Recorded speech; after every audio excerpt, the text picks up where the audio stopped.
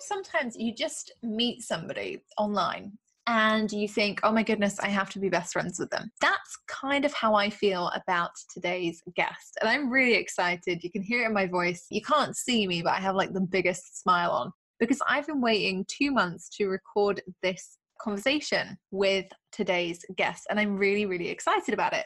So this person is somebody who is probably not on the immediate radar of everybody. And it would be fair to say that she is behind some of the biggest decision-making processes, the biggest organizational changes, and some of the coolest campaigns for a huge online brand, which everyone who's ever listened to a podcast will have heard of, but she's not the face of it. And for me, that's so interesting. And she has got this completely unique take on systems and processes and core values, and she brings that to the fore of this brand, and that's why I'm so excited to have this conversation today. So today on the podcast, you are going to get to meet the amazing Kate Erickson, who is half of Entrepreneurs on Fire and that amazing podcast. We had her other half, John Lee Dumas, on a few months ago. If you haven't listened to his episode yet, make sure you go and check it out. It's back in November 2018, and he shared some absolute knowledge bombs. But today I'm really excited to talk to Kate because they've had some big changes recently. Entrepreneurs on Fire have had some big changes from going to a daily podcast to going to a twice weekly show. And I think that it's such a bold, big decision, and I'm really excited to hear more about that. But also because I love how Kate shows up online. And one of the things that, always attracts me to people is when they are human and multifaceted. And one of the things that I found a few months ago when I was really getting into Instagram, you all know this, like Christmas time, I was like, I'm going to get on Instagram, I'm going to do this thing. And I started following people, and Kate was actually one of the first people that I really followed and that I actually watched her Insta stories, which makes me sound like some kind of creepy stalker, but I'm not, I promise. I'm sorry, Kate. But I started watching her Insta stories, and Kate is somebody who is incredibly engaging, and she was just living a real life on Instagram. And yes, there was these amazing posts about their incredible mastermind and the incredible traveling that they've been doing, but Kate is incredibly human and transparent on Instagram and every social media platform. And it made her really endearing for me. And so she was somebody that I was like, oh, I really want to connect with her. And we actually had a little Insta story exchange a few months ago where she was talking about wearing some Ugg boot type fluffy slipper-esque shoes and laughing on her Insta stories about, people in Puerto Rico have never seen these because the weather is never that bad enough to need them. And I sent her a little exchange back that was like, oh, in England, wear them all the time, practically glued to my feet type thing. And then literally 3 or 4 days later, a good mutual friend of both of us connected us via email and said, Kate, you should be on Jess's podcast. Like, you could have this awesome conversation. And I was starstruck and also really, really excited because this is somebody that I'd been following for a while. So I'm really excited to bring the real Kate Erickson to the show today, and you guys can listen to us have a conversation about what it's really like to work with your partner, what it looks like to be somebody who is behind the scenes of an incredible brand, and the amazing impact that you can have on that brand, even if you don't want to be the face of it. And of course, some transparency and home truths around what it really takes to scale your business to the incredible heights that Kate and John have done for Entrepreneurs on Fire. So enjoy the conversation. Make sure if you have a big takeaway that you share it on social, and let me and Kate know what you thought.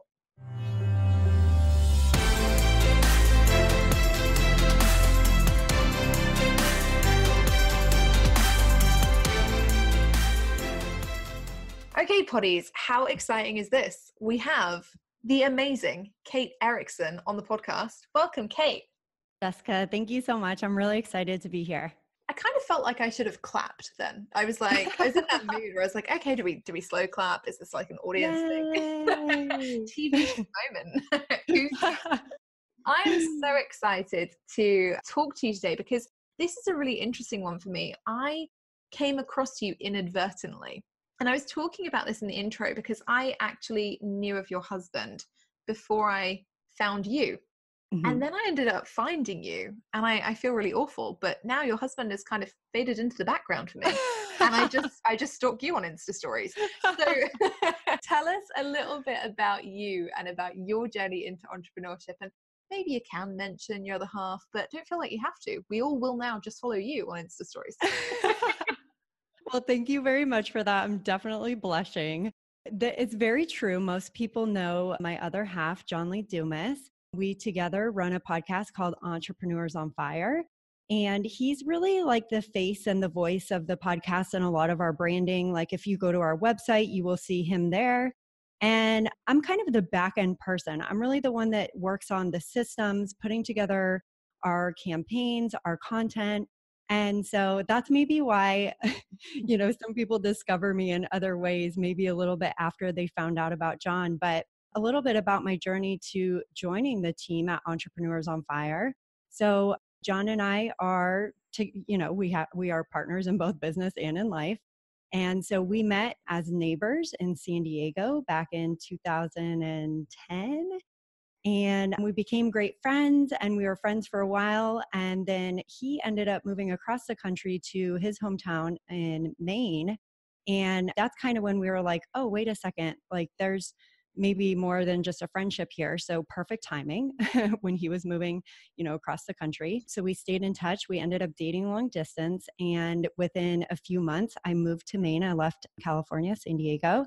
And that following year is when John decided that he wanted to quit his job to start a podcast. And we were both working in corporate. He was doing commercial real estate, and I was working on advertising and marketing agency. And one night over dinner, he's just like, "So I think I want to quit my job and start a podcast." And I'm like, "What is a podcast? Like, I don't know what that is. I don't really listen to podcasts." So we had like this really great, beautiful conversation about something I knew nothing about. And within a couple of months, he launched Entrepreneurs on Fire. I was, of course, very supportive. He was so confident in his conviction of, inspiring millions of people through this idea of interviewing entrepreneurs and showing people how this is possible. And that really resonated with me because I come from a very corporate background. I didn't even know what entrepreneurship was growing up. So the idea of informing people that there is another option was something I was really, really passionate about. So once the business started generating recurring revenue and we had a couple different revenue streams and had, essentially proven the concept of, this becoming an actual business, I quit my job and I came on board. So that's kind of like the nutshell of how I joined the team, how Entrepreneurs on Fire was started. That's amazing. That's so interesting because I think you're a hero. I often, and Sam and I often talk about this. We're like, oh, one day he'll come into the business. And I always kind of want him to, but at the same time, I sometimes want to suffocate him with a pillow. So for me, anyone who manages to make the whole life partnership and business partnership work is just incredible, because those are two very big parts to your whole personality. And when you're spending that much time with another person, I'd imagine you have to work quite hard to actually step away and still do your own personal development as well.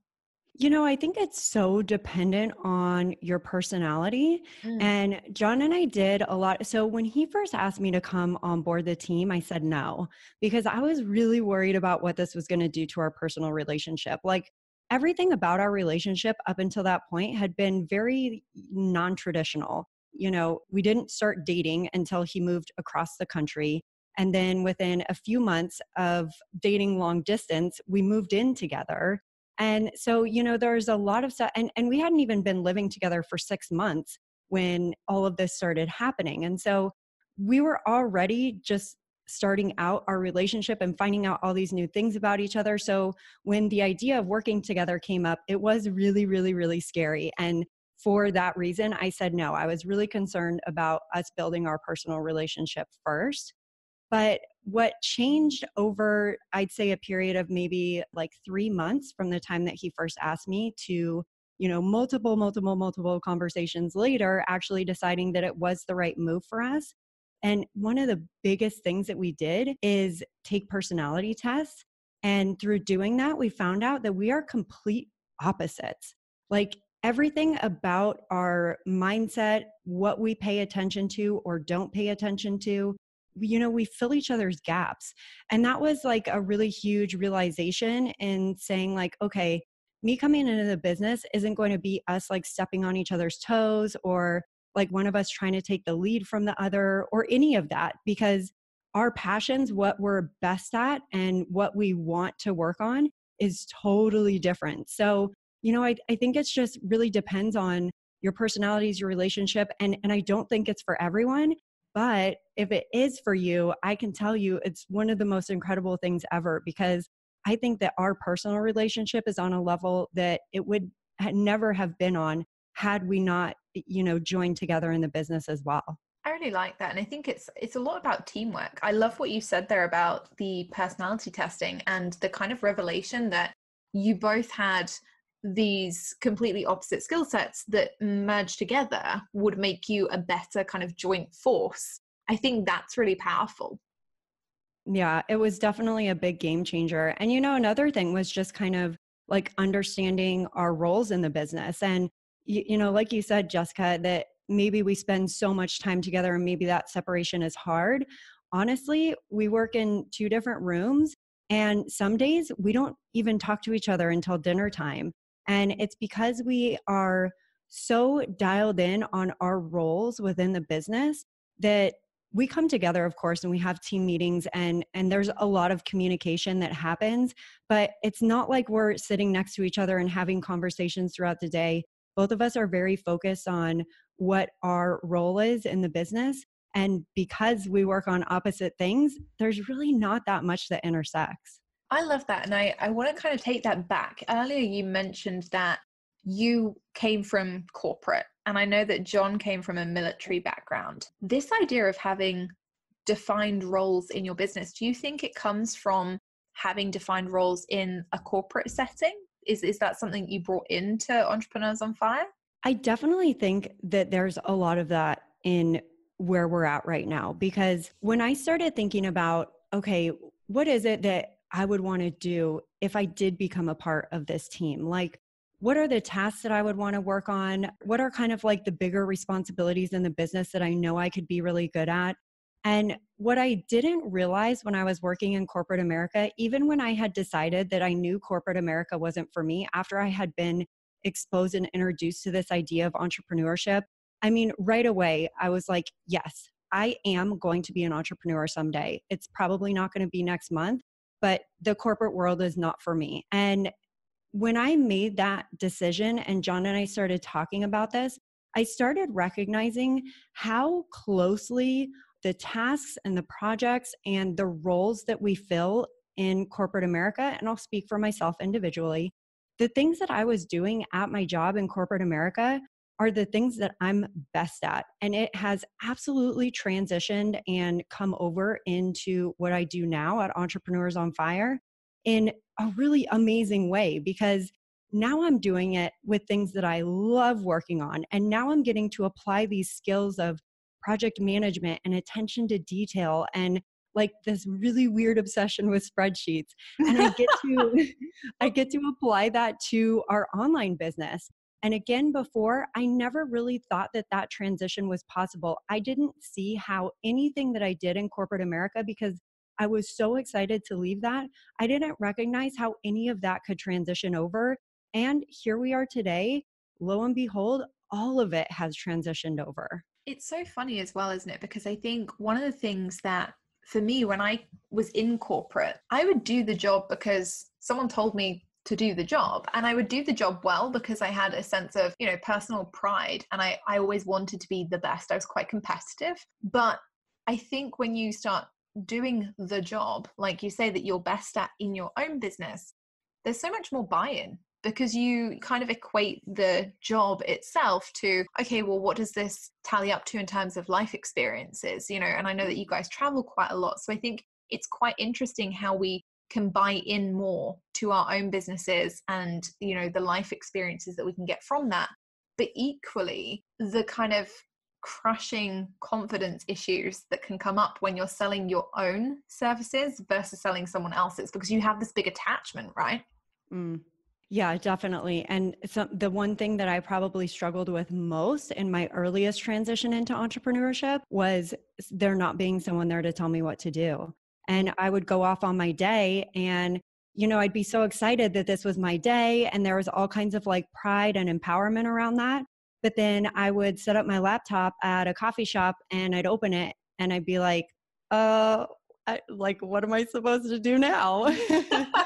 And, that was really tough. But in working with that and recognizing that, my biggest thing is that no matter it's mindset or sales or entrepreneurship in general, the first step is recognizing the things that you want to improve or the things that you want to change. And once I recognized that that was a block for me, that was holding me back from making progress, then I was able to, start thinking about in a more empowering way and saying, I get to choose what I do today. Like, how incredible is that I have the freedom to come up with my own to-do list. Like, it's no longer coming from a boss. It's no longer what somebody else wants me to do.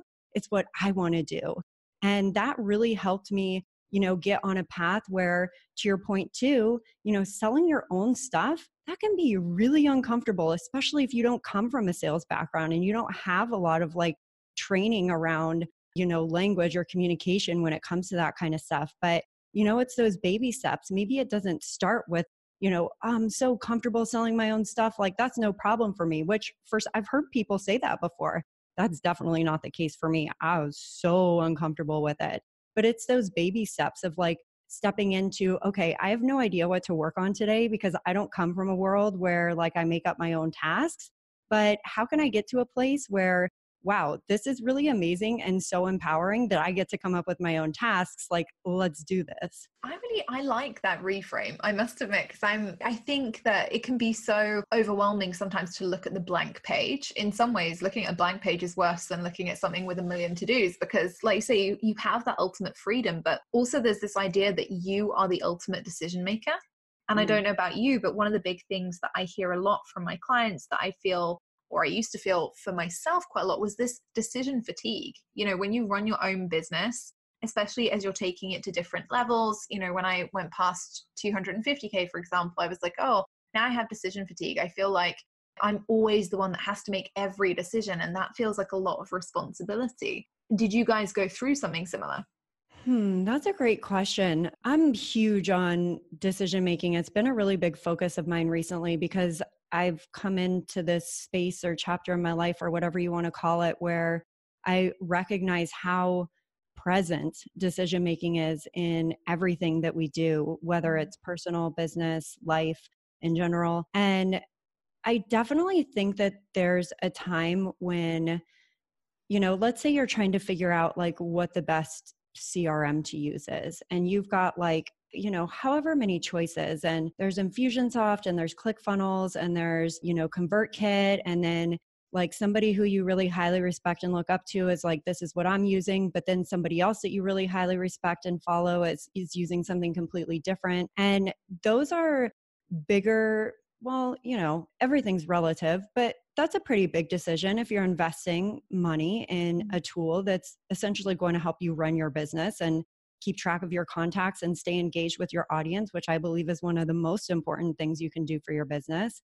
And that can be like a really, paralyzing decision to make, because what if I choose the wrong one and then my business doesn't grow as a result? Or, what if I choose the right one? And then we can even have doubts about, this like success syndrome of like, what if I choose the right one? And then all of a sudden I'm selling so many things that like, then I'm making tens of thousands or hundreds of thousands of dollars and I don't have a big enough team to help support that. So, I've definitely experienced that to where, choosing something as simple, well, again, it's not really that simple, but absolutely making decisions about, when we went from a daily podcast to a twice per week podcast, that felt just like such a massive decision that could really change the trajectory of our business because that was so tied to our identity as a business, That's a lot of what made Entrepreneurs on Fire is that it was a daily podcast. But, I think the biggest thing is to, the same way that we prioritize like a to-do list, for example, or prioritize the goals or the projects that we have set in our business, I kind of have started trying to look at decision making that way and prioritize. And when I say prioritize, I mean by level of like impact or importance. Like me deciding whether I say yes or no to a podcast appearance, you know, really in the grand scheme of things, like I don't want to burn my mental bandwidth and my energy making that decision, because I need that mental bandwidth and energy to make a decision about whether or not our sales page should go live this week versus next week in terms of like when our launch is going to be. So I think when you are starting to feel that decision fatigue, if you can kind of take a step back and start to look at the impact of the decisions that you're making on the overall goals and things that you have set in your business, that might be able to help you take a little bit of pressure off from yourself from like these smaller decisions. Like we should not be spending that much time making them. Trust your gut, make a decision and move on, because you're going to need that mental bandwidth and that space to make the bigger decisions that do impact the bottom line of your business. I really love that. And I've been raving about a book recently. I don't know whether you've read it, by Randy Zuckerberg, Mark Zuckerberg's sister. She wrote this book recently called Pick 3. And it's phenomenal. It's a great book. And it basically says you can have it all, but you can't have it all at once. And her thing is you need to pick 3 things per day, or 3 things per week, or 3 things per month, whatever your defined time period is, that you want to work on to reduce that decision fatigue and to actually make serious inroads into making it happen. So, you know, if your focus that month is getting healthy, then you're off to the gym and you pick that as one of your 3 things to do that month. And I think it's so interesting. And it's also interesting to hear that from another woman, you know, and I don't want to play the woman card here, guys, you know that. But I think that sometimes, especially when you are a woman in today's society, people expect you to want to make lots of decisions that involve you nurturing or caring for others. And so it's natural to almost fall into that place of being indispensable, so that people will be asking for your opinion, asking for your feedback. And I think it's interesting because certainly a lot of the women who listen to my podcast are in roles where they are helping others consistently. So we've got lots of coaches and consultants and things. And actually, if you don't have clear boundaries around some of those decisions that you make, you can end up inadvertently creating codependent clients. And that's not what we want. I mean, that's not the model that you guys have created. It's not the model that I've created. But I think there are definitely points where I could have fallen into that really, really easily. Yeah, I've not read that book before, but it sounds really amazing. I mean, I'm all about like that focus. I really strongly believe that it directly impacts our productivity and our ability to, you know, make strides in our business. I'll definitely have to check it out. It's really good. I might send you a copy. If you get something in the post and it looks like a book, it probably is, and it's probably from me. And it's probably Awesome. a copy. Don't get too excited or surprised. I just wanted to take it back a step there. You mentioned this huge decision that you guys did make around taking the podcast from being a daily podcast to twice weekly.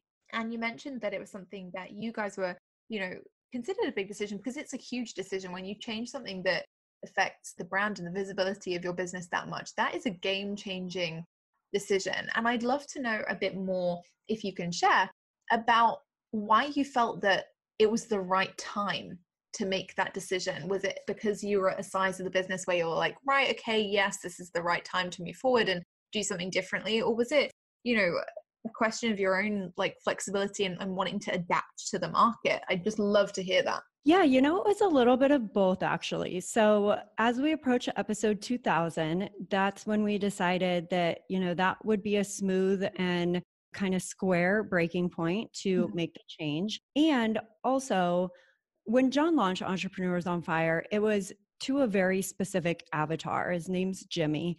John talks about him, you know, a lot. And so anybody who's listened to Entrepreneurs on Fire is familiar with Jimmy, who he is, how he lives his life, what he needs from the show. And after 2000 episodes, yes, absolutely, we are still talking to Jimmy and Jimmy is still there. But we also recognize that after this time, those who have been listening to the podcast for a year, 2 years, 3 years, maybe even 5 years, like they are ready to, they still want the inspiration and the motivation, but they're ready to start implementing. Like they need tactics and strategies that can help them grow their business. And while some of the interviews that we were doing, we have a very specific format for those first 2000 episodes. where every single guest got asked the same exact questions. And yes, in a lot of those interviews, there were strategies and tactics, but it was really focused on the journey. It was focused on how that individual, how they failed at first, how they took that failure and turned it into an aha moment, or how they came up with their aha moment, then how they turned that aha moment into success. So it's a lot about inspiration, motivation. Well, with the new format, we're really taking these interviews into more of like a masterclass where we're digging deep on a specific topic, on, a very specific strategy that our listeners can take and hopefully implement in their business. So instead of talking about, the entire episode being about the journey of somebody who has become a successful entrepreneur, now it's about their specific skill set and how they can help our audience either, inherit that or become better at it. Let's say SEO, for example. So it was kind of twofold. Again, like I said, we had hit episode 2000. We'd been doing the same thing for a really long time, and we felt like it was time to switch things up. And we kind of were sensing from the audience side as well, the conversations we were having with our listeners, that maybe they were ready for something a little bit more. I really like that. And I think it's interesting because so many people do market research. They'll hear what their audience is saying to them, but they don't really listen. And I love that you guys did. I love that you guys listened to the conversations that the audience were bringing to you and said, okay, cool, let's make a change and adapt to a newer model that can serve them better, instead of, well, this is the way we've always done it, so that's what we're going to continue with. I think that's really important. And, certainly from a sales perspective, it must have made your audience feel like you were really listening to them and that you were genuinely interested and invested in what they needed at that time. Absolutely. And we've heard that over and over. Jessica, it blows my mind that people do not have one-on-one conversations and ask their audience questions. Like they're always looking to John Lee Dumas or, whoever, Jessica, like to ask these questions. And the guidance and the experience, certainly that is incredibly valuable. But why do you care what John has to say about it? Go ask the people who are coming to you and asking for you for support from you and, coming to your website and reading your blog every day. Those are the people you should be asking those questions to. And so our engagement in that respect, specifically about switching over with a podcast, it didn't stop with us just switching and then, chalking it up and being like, all right, well, we're done with that transition. Even after we changed it, we sent out a survey to our entire audience like a month after we had been doing this new format and these new episodes. And we asked them what they thought. And we listened for feedback for, if 90% of our audience is like, I don't really like these and they're not really inspiring to me. I like the old show and, I just don't feel like I can continue listening anymore. Then that's a big problem. Like maybe we consider switching back to a daily podcast again. Luckily, that wasn't the case and people were loving it. And, we certainly got feedback from people who were sad that it wasn't daily anymore because they had really made that a part of their daily routine.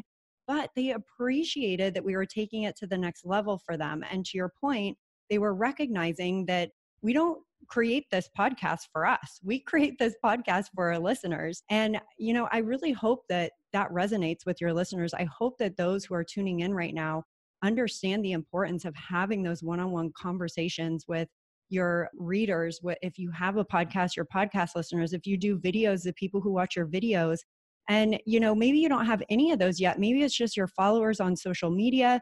Maybe it's the people that are leaving comments on your blog posts. I highly, highly, highly encourage you to have one-on-one engaged conversations with those people. Literally say, hey, would you mind jumping on a 10-minute chat? I'd love to hear about what you're struggling with right now, or what you thought of the most recent blog post, or what I might create a video about that would be helpful for you.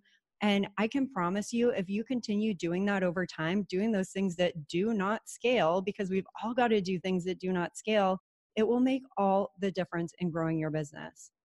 Oh, I just don't know what I love about that more. I don't know whether I love the fact that you guys actually still look, listen, and learn from your market research, or the fact that you just brought up the point around we all have to do things that do not scale.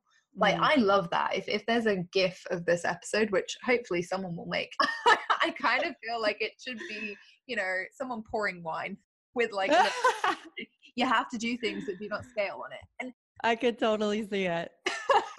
We should make that a thing. Internet, make that happen. Can you just talk, elaborate a little bit more on that idea of you have to do things that do not scale? I think we're all guilty of being in this world of entrepreneurship, and everyone's kind of like chasing the next level. Everyone starts out, they're chasing, I have to make 6 figures because everyone else is. And then it becomes, oh my God, I have to put passive income in place because everyone else is. And then it's funnels, and then it's this and that and the other. So just elaborate on that for me, that point around we all have to do these things that are not ever going to scale. Yeah. Oh my gosh. I so can identify with, oh my gosh, this is what this person is doing. Maybe that's what we should be doing too. Especially when we were, first building up our business. I felt that in a big way. That's hard to get past. And something that John says a lot that I really love so much is the only person you should be comparing yourself to is you yesterday. Don't compare yourself to, I'm using this software and this person's using that one, so my business isn't as good as theirs because they're making more money than me. Like, cut that out of your life. Start comparing yourself to you yesterday. Be committed to getting that much better every single day, whether it's at writing, whether it's at podcasting, whether it's at servicing your clients, doing better one-on-one coaching, finding a better way to do group coaching, whatever that might be. Just focus on getting that much better every single day. And again, back to what we were talking about earlier, Jessica, I'm all about looking to those that you follow in the online space for ideas, for inspiration, to see different models that are working. But you should by no means, under any circumstances ever, think that if you try and copy the setup that somebody else has who has been successful with that setup, that means it's going to work for you, because that is not how it works. 110%, I am very positive about this. Maybe certain things will work for you. Maybe there are certain elements that you can take and, recreate. Of course, you should always be making this your own voice, your own brand, making it so that it's valuable for your audience, but never ever feel like just copying what someone else is doing is going to make your business successful, because that is a losing battle. And I really wanted to tie back to the actual question that you asked me, but I got kind of heated when I was saying that, so I'm not sure if I answered it or not. I'm like all the prayer hands for this, or whatever my actual hands can do. I really love that. And I think that point you make there around, not copying other people is something that I bring up on the podcast so often. So I'm so glad that somebody else is saying it. We all get into this, oh my goodness, well, if that kind of Facebook ad is working, then I should have it too. And we don't know. Like, we don't know the behind the scenes. We don't know how transparent people are being. We don't know whether they're just testing it, whether it actually works. And if we don't tailor what we're being told or what we're being taught to the business that we're actually creating, we're also at risk of creating somebody else's business. So if it does work for us, in the event that it does work and that all the strategies go swimmingly well, we can create a business that we actually don't like, because we followed somebody else's blueprint, and then we create the blueprint for their dream. We create the blueprint for their freedom, and that might not be the same as ours. Oh, that's so powerful. Yes. All the yeses and the raised hands and lots of emojis. I so agree. And I love that you brought it, like the specific example that you gave quickly here about Facebook ads. That just happened to us, actually. No. We have not run Facebook ads in such a long time. And last week, John and I were chatting, and I'm like, what do you think about starting to run Facebook ads? And he's like, why would we do that? And I was like, I don't know. I've been talking to a lot of people and it seems like it's working really well for them. And he's like, Kate, we haven't run Facebook ads in like 3 years. What makes you think that it's a good idea to start running Facebook ads, other than the fact that you've been talking to other people who are doing well with Facebook ads? I'm like, oh my gosh, it's such a good point. He totally called me out, and that's what can happen. And so now I remember that before we were talking about doing things that don't scale, and I do want to circle back on the importance of that, because in the beginning, oh my gosh, John did so many things that don't scale. It's ridiculous. The number of one-on-one calls that he would have, the amount of time that he would spend on the line with one person. the time that he invested in this mastermind that he was a part of, the time that he would spend on researching and watching 10 different video tutorials that were teaching the exact same thing just to make sure that he really understood what that was all about. That was the foundation of our business. And you can't grow your business until you have a foundation. And I feel like we really did kind of go through this trajectory of like, in the beginning, doing things that don't scale, then kind of like starting to this little like hockey stick, if you picture like on a scale or whatever, a graph. And then we started implementing a lot of really great systems and processes, and we started generating revenue from multiple income streams, which I think is very important. And then we did kind of start putting into place a few things that scaled, because that's how we started growing our business. So don't get me wrong. I'm not preaching that you shouldn't try and put things in place in your business that scale. I think that's very important for growth, but you can't do it at the expense of not doing things that don't scale. Like there has to be both. And even at the very top height of, running a Kickstarter campaign that generated $453,000 in 30 days, even on the heels of launching online communities for podcasting, even after, doing our first influencer campaign, like every single one of those things is tied to actions that we took on things that did not scale for us. It scaled when it hit the top. And like when we were able to put the Freedom Journal on Kickstarter and generate $453,000 in 30 days, like that, now that it's set up and now that the Freedom Journal is on Amazon and on our Shopify store, like that is scalable, because now we can sell that book to people 24/7 on platforms that, we log into. And of course we monitor them, but it's not like me packaging a Freedom Journal and sending it to somebody. But in order to set that up, we took 1 year creating this journal, going back and forth with manufacturers, researching what the best way to launch on Kickstarter was, hiring a team of like 7 people who helped us make this happen. So like all these successes that you see from other people, they look so amazing and glamorous and fantastic. And the Freedom Journal launch, that was fantastic. I love that journal so much. I feel like it's so much a part of our business and who John and I are, but it was not an overnight success or something that we just put together really quickly. So when you think about trying to put things in place in your business at scale, yay, more power to you. Again, do not do it at the expense of missing out on the things that don't scale, like having one-on-one conversations with your audience, engaging with your audience at every possible opportunity you have, investing time in creating relationships, showing up at events and learning and being curious. And what else do you have to add, Jessica? So I guess the one thing that's really coming up for me right now is just don't be a douche about building your business. Like, is that as could have been? Probably not. But, what I love about what you're saying here is not, go out, find a blueprint, do a this, take a that, have this course. It's about, being a good person at every point in your business and really honing in on some of the core values that I think makes people inherently good. What you're talking about, especially with regards to going to events and learning, that for me is so powerful because, I know that you both speak at events, I speak at events, and I love doing that, but also I love going in the room and being able to sit on a table and be like, oh, I don't know anything.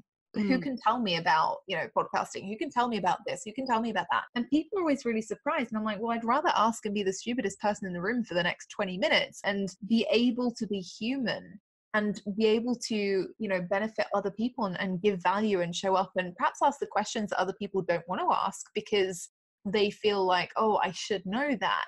I think that's really powerful for people. And I think, what you're saying there is about values. It's about working hard and taking the time out to talk to your community. There are so many people who assume that being an online influencer is about, getting 1,000 comments on your Instagram post and never responding to anything. But creating a die-hard fan base like you guys have managed to do isn't about that. It's not about, oh yeah, well, that's great. A bunch of people liked our post and isn't that awesome? It's about going back and making sure that everyone feels like they've been heard and that they are contributing. One of the things I absolutely love about you guys and the reports, the income reports that you put out every month. One of the best things I ever saw on those was when you and John wrote, we know this wouldn't have been possible without you, our audience. We know that you pay us and we're really grateful for that. And I thought that was such a great example of how to be a good person in the online space. Because there are tons of people out there who celebrate financial success, but they do so at the expense of their audience rather than including their audience and making everybody feel like a winner. And I thought that was really powerful. Thank you so much for that. It honestly, that means so much to me because I'm all about transparency. John and I are both really passionate about sharing the ins, the outs, the ups, the downs, like all the things. And so that really means a lot. Thank you. No, honestly, thank you. And thank you for today. Seriously, if you guys have not already hit the go back button to listen to this again, please make sure that you do, because not just because I want more views or listens or whatever on iTunes, although that is good. Apple loves that.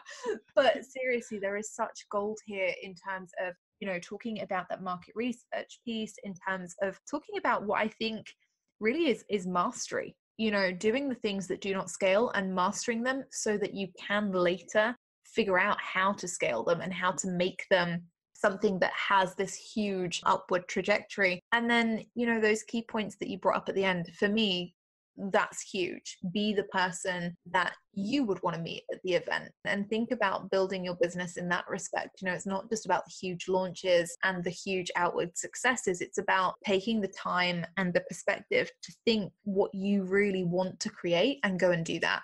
Honestly, it's just been such an epic conversation. I really appreciate it. Yeah, I really enjoyed it very much. I really hope, as you said, that those who are tuning in are, the generating ideas, maybe just even if just one thing that Jessica and I talked about today, maybe you think about it a little bit more, or you go and research something in that regard. I really hope that happens for every single person tuning in. I really love it. And thank you so much. I know everyone's going to be wowed by this. So where can they find you? Where is the best place for them to get some more Kate in their lives if they haven't already? Run off to Instagram to look at photos and Instagram stories of your amazing mastermind events. Oh, awesome. I love it. Thank you so much. I'm Kate L. Erickson on Instagram. Everything that we do, all the content we create, our blogs, our podcast episodes over at eofire.com. And again, I love the things that don't scale. So I'm going to share my email address with you, which I monitor. There's nobody else in my inbox. So if something resonated with you from today's episode, or you want to reach out and ask any questions, my email address is Kate, Kate, @eofire.com. I love that. So there you go, guys. If you have enjoyed today's episode, which I know that you will have, please make sure that you go and quietly, confidently state it in Kate's inbox. Maybe head up a subject line with key takeaway or you are awesome. Something that's really going to make her day, not just something dull like, yeah, it was a good interview, but I always want to know what was awesome about it. What was awesome about Kate? What did you love? Make sure you head over to Instagram and obviously drop her an email as well. Let her know and me know what was awesome for you about today's conversation. I will see you guys in Monday's episode. It's going to be a biggie, so make sure you join me then.